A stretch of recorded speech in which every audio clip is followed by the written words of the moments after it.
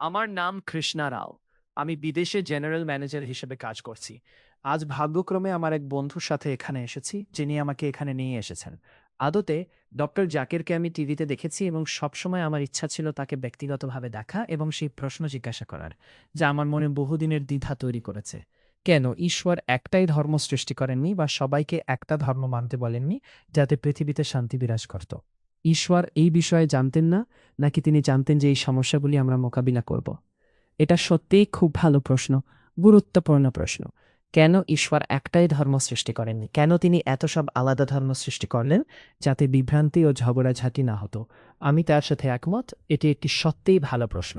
যদি আপনি কোরআন পাঠ করেন, আল্লাহ কোরআনে সূরা আল ইমরান আয়াত নম্বর ৩ আয়াত ১৯-এ বলেছেন, ইন্না দ্য দীনা ইন্না আল্লাহি ইসলাম।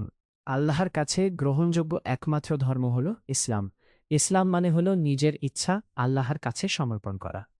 যদি আপনি সব ধর্মের গভীরে যান, দেখবেন আল্লাহ শুধুমাত্র একটি ধর্ম প্রচার করার জন্য সব নবী পাঠিয়েছিলেন। যারা আদম আক্ষ থেকে শুরু করে নূহ, মুসা, ঈসা এবং মোহাম্মদ সামাদ, সকল নবী তাদের কাজ ছিল একটাই, আল্লাহর কাছে নিজের ইচ্ছা সমর্পণ করা। আমাদের প্রিয় নবী বলেছেন, পৃথিবীতে ১,১২৪ নবী পাঠানো হয়েছে। কোরআনে সূরা ফাতির আয়াত ২৪-এ উল্লেখ আছে, ওয়াই ইম্মিন্না উম্মাতিন ইল্লা খালাফিহা নাজির। পৃথিবীর প্রতিটি জাতি বা গোষ্ঠীতে একজন নবী বা পথপ্রদর্শক পাঠানো হয়েছে।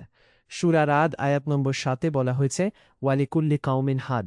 প্রতিটি জাতির জন্য একজন পথপ্রদর্শক পাঠানো হয়েছে। সব নবীরা একই শিক্ষা দিয়েছে, আল্লাহর কাছে নিজের ইচ্ছা সমর্পণ করা, এবং অমর হয়েছে সেই বার্তা, আল্লাহ এক, তিনি সন্তানের জন্ম দেন না, তার মা বাবা নেই, তিনি এক এবং নির্দ্বন্দ্ব। কিন্তু সময়ের সাথে সাথে এই নবীদের বার্তা বিকৃত হয়েছে। যদি আপনি আমার বক্তব্য শুনে থাকেন, আমি উল্লেখ করেছি যে কোরআনের আগে আসা বেশিরভাগ ধর্মগ্রন্থ পরিবর্তিত হয়েছে।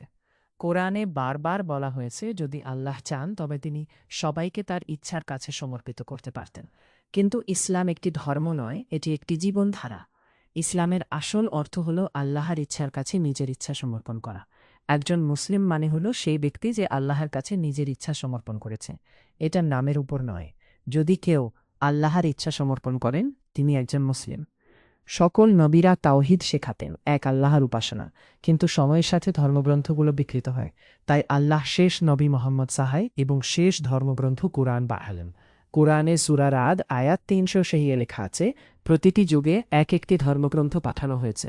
কিন্তু কোরআনের আগে যে ধর্মগ্রন্থ এসেছে এবং নবীরা তাদের বার্তা যা দিয়েছেন, সেটি শুধুমাত্র তখনকার মানুষের জন্য এবং ওই সময়ের জন্য। কোরআন সর্বশেষ এবং সর্বজীবনের জন্য। এটি শুধুমাত্র মুসলিম বা আরবদের জন্য নয়, ইতিহাসে পুরো মানবজাতির জন্য। নবী মোহাম্মদ সাল্লাল্লাহু আলাইহি শুধু মুসলিম বা আরবদের জন্য পাঠানো হয়নি, তিনি মানবজাতির জন্য প্রেরিত হয়েছেন। কোরআনে সূরা হিজর আয়াত ৯ বলা হয়েছে, আমরা কোরআন অবতীর্ণ করেছি এবং আমরা এটিকে সংরক্ষণ করব। ঈসা আলাহা কখনো খ্রিস্ট ধর্ম প্রচার করেননি। পুরো বাইবেলে ক্রিশ্চিয়ানিটি শব্দটি নেই। ক্রিশ্চিয়ান একটি ডাকনাম ছিল, যেটি অ্যান্টিওক শহরে তার অনুসারীদের দেওয়া হয়েছিল। ঈসা আলাহা আল্লাহর ইচ্ছা সমর্পণ করাকে প্রচার করেছেন।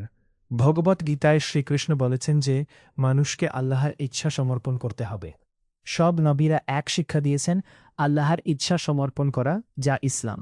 সূরা আল ইমরান আয়াত ১৯-এ লেখা আছে, ইন্না দ্য দীনা ইন্না আল্লাহি ইসলাম। আল্লাহর কাছে গ্রহণযোগ্য একমাত্র পথ হল তার ইচ্ছা সমর্পণের পথ। আমাদের ফিরতে হবে মূল ধর্মগ্রন্থে, আল্লাহর আদেশ অনুসরণ করে তার ইচ্ছা সমর্পণ করে জীবন পরিচালনা করতে হবে। আশা করি প্রশ্নটির উত্তর দিতে পেরেছি।